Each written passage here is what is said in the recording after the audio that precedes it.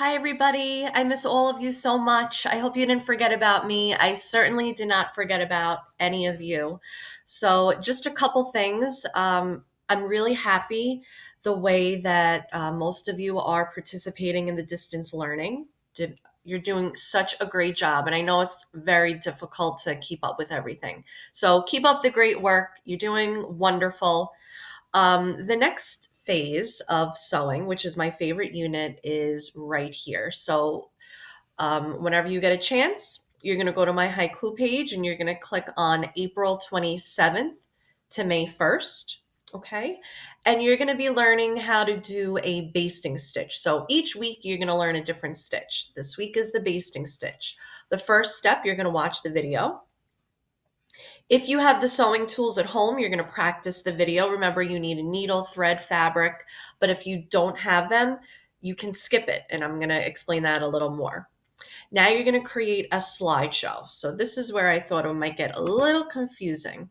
So you're going to create a slideshow. Does not have to be fancy at all.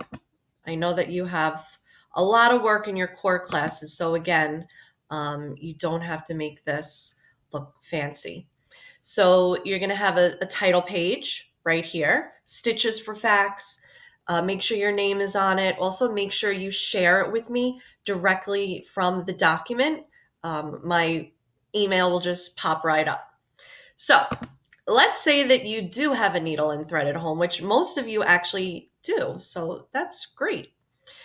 You're going to watch the video of the basting stitch, which is it's just a basic YouTube video. You're going to take notes, or you can get information from the internet, the basting stitch, write 2 or 3 pieces of information. So the basting stitch, it's a temporary stitch. It's straight. The stitches and the space are actually pretty much the same size. It's used for temporary use only, and then the stitch is removed after you sew on the sewing machine. So since I have all the tools at home, I put a picture of me and I did the stitch myself. And I also provided the felt and the stitch, and this is what it looks like. That's the final product. So let's say that you do not have the stitch. You're still going to do the same exact thing. All right. You're going to find information from either the video or the internet about the basting stitch. So here's just where it gets a little different. So again, these are for the people who don't have their supplies. And even if you don't have time, you can do this option. If you're falling behind in your classes and you just really need to get this done rather quickly for this week, I don't mind you doing this. So remember, you're going to write everything down from the internet or from the video that I showed you. You're going to find a picture from the internet of the basting stitch, and you're going to place it. All right, fix that. And there you go. So these are the 2 options. Again, if you have all the information and you have all the sewing supplies, this is what your slide will look like. If you don't have all of the sewing tools and equipment, don't worry about it. You will just get a picture from the internet. So I hope it helps.